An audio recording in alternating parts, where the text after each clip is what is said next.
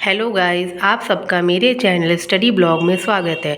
आज हम लोग एसटीएफ एंड एलसीएम के में आगे कुछ और क्वेश्चंस को देखेंगे। जैसे कि मैंने यहाँ पे एक क्वेश्चन लिखा हुआ है, find the smallest number which divides 14, 21, 28 and 35 and gives remainder 5 in each case. मतलब कि मुझे यहाँ पे कहा गया है कि हमें वो सबसे छोटा नंबर ढूंढ के लाना है जो 14, 28, 21 और 35 को पूरी तरीके से डिवाइड भी करे और चारों के ही केस में रिमाइंडर जो है वो क्या आना चाहिए, 5 आना चाहिए। तो इस तरीके के क्वेश्चंस को सॉल्व करने का ये तरीका है कि सबसे पहले हम क्या करते हैं, हमें जो भी नंबर्स दिए गए हैं हम उनका क्या कर लेते हैं, फैक्टर्स कर लेते हैं। तो यहाँ पे देखिए मैंने फैक्टर्स किया है 14, 21, 28, 35। इसमें देखिए हमको नज़र आ रहा है कि 14 है और 28 है जो कि ईजिली 2 के टेबल से कैंसिल हो सकते हैं। तो हम इसको 7 से भी कर सकते थे, लेकिन हमने कोशिश करी कि हम पहले इसको छोटे से नंबर से करके चलेंगे।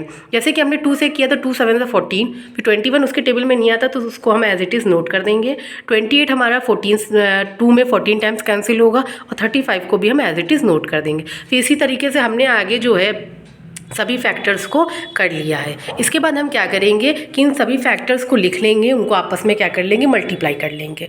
और फिर अपने आंसर के लिए क्या करेंगे, जो भी हमारा फैक्टर आया है उसमें हम जिस रिमाइंडर को उन्होंने हमसे कहा था कि हर केस में आएगा उस रिमाइंडर को हम क्या कर देंगे, ऐड कर देंगे। एक बार फिर से देखते हैं कि हमसे क्वेश्चन में कहा गया था कि हमें वो छोटा नंबर ढूंढना है जो इन सभी नंबर्स को डिवाइड करता है और 5 रिमाइंडर को हर केस में देता है। तो सबसे पहले हमने उन नंबर्स के फैक्टर कर लिए हैं। उन नंबर्स के फैक्टर करने के बाद हमने उनको आपस में मल्टीप्लाई कर लिया। देन जिस रिमाइंडर को हमसे कहा गया था कि वो हर केस में आएगा उस रिमाइंडर को हमने उसमें क्या कर दिया, ऐड कर दिया। इस तरीके से यह क्वेश्चन हम आसानी से सॉल्व कर सकते हैं और आई होप आपको ये क्वेश्चन ईजिली समझ में आया होगा। अब देखते हैं दूसरा क्वेश्चन।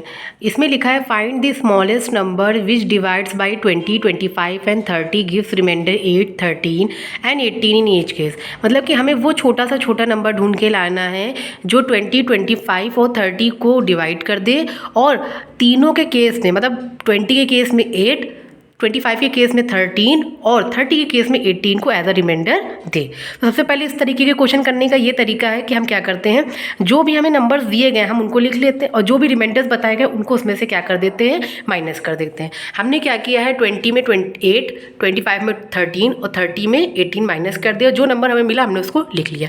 फिर दूसरा स्टेप ये होता है कि हमें जो भी नंबर्स दिए गए हैं हम उनके क्या कर लेते हैं, फैक्टर्स कर लेते हैं। तो इस तरीके से हमने जो है ये सारे फैक्टर्स करें और इन फैक्टर्स का मल्टीप्लाई किया और हमारा आंसर कितना आया, 300।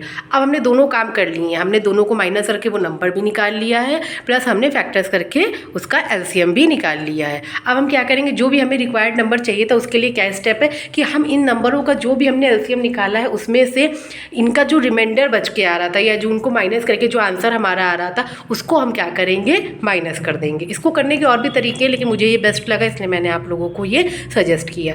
देखिए बताइएगा, अगर किसी को कोई भी डाउट हो तो मुझे कमेंट सेक्शन में बता सकता है। आई होप आपको ये क्वेश्चन समझ में आया होगा।